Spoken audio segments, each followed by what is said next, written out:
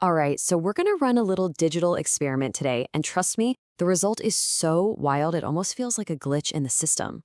We're taking a super simple process, something you do in photo editing all the time, and we're just going to push it to its absolute breaking point to see what happens.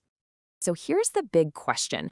What actually happens if you take a perfectly good image and you just apply two of the most basic filters, a blur and then a sharpen, one right after the other?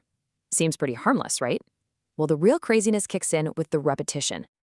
And yeah, we're not just going to do this a couple of times. We're going to repeat this whole blur and sharpen cycle 1,000 times. Exactly. Now, you're probably thinking the image just gets a little fuzzy, maybe loses some quality. But what actually happens is so much weirder than that. Okay, first things first, the setup. We're starting with a really crisp, high-quality photograph. It's sharp, it's clear, everything's in focus. This is our perfect baseline before we put it through the ringer. The process itself could not be any easier. Step 1, we hit it with a standard blur filter. Step 2, we immediately hit it with a sharpen filter, trying to bring it back. And step 3, we just do it again, and again, and again, all the way to 1,000. For the first few cycles, you honestly can't see much of a difference. The image gets a tiny bit softer, sure, but the sharpen filter seems to do a pretty good job of fixing it. The system feels stable, but that is not going to last. And the whole thing starts to fall apart way faster than you'd think.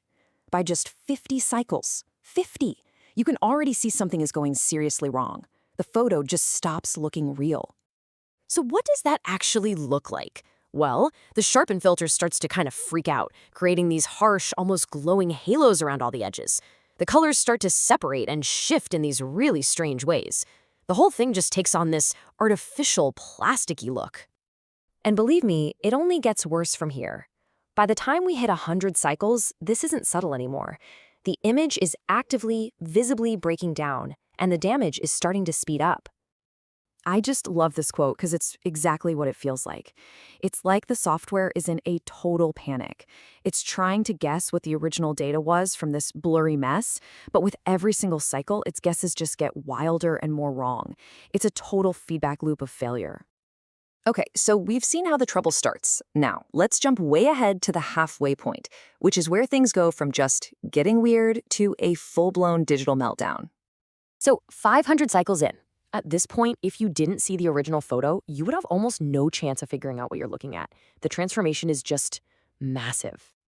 So here's what's really going on. The two filters are basically at war with each other now. The sharpening filter is grabbing any tiny bit of digital noise, any imperfection, and just blowing it up.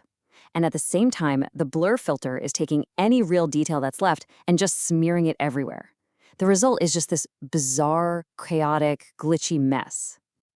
This analogy is just perfect. It's not a neat and tidy degradation. It's this violent, tumbling chaos where all the original colors and shapes have just been churned and blended together into something totally new. So we've seen the setup, we've seen the first signs of trouble, we've seen the midpoint meltdown, and now it is time for the grand finale, the final warped result after 1,000 complete cycles. So, after all that, after 1,000 trips through that digital ringer, what is even left? Because I promise you, whatever you're imagining right now, it's not this. Just look at that. It's completely gone. The original person is nowhere to be seen. It's been replaced by this. It doesn't even look human anymore. The colors have gone totally haywire. They're these oversaturated, almost radioactive greens and purples. And the edges from all that sharpening are now these incredibly jagged, sharp lines. Honestly, it looks less like a photo and more like some kind of abstract digital glitch art. So what's the point of all this digital destruction? The why behind this whole collapse is actually the most interesting part of this entire experiment. The key thing to understand here is a concept called lossy transformation. See, this isn't just about losing quality, which we'd normally call degradation.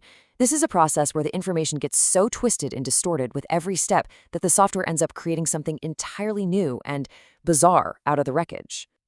And that's really the crucial point here. We didn't end up with just a blurry, low-quality version of our starting photo. We ended up with a totally different piece of art. It's this strange, chaotic, but kind of cool-looking glitchy painting, all created by an algorithm that we just pushed way, way past its limits. Which of course leaves us with one final really fun question. If this is what happens with just blur and sharpen, what other simple digital tools could create something this wild when you do it 1,000 times? What about resizing, or rotating, or inverting the colors? It really makes you wonder what other hidden, bizarre art is just waiting to be found by pushing a button over and over and over again.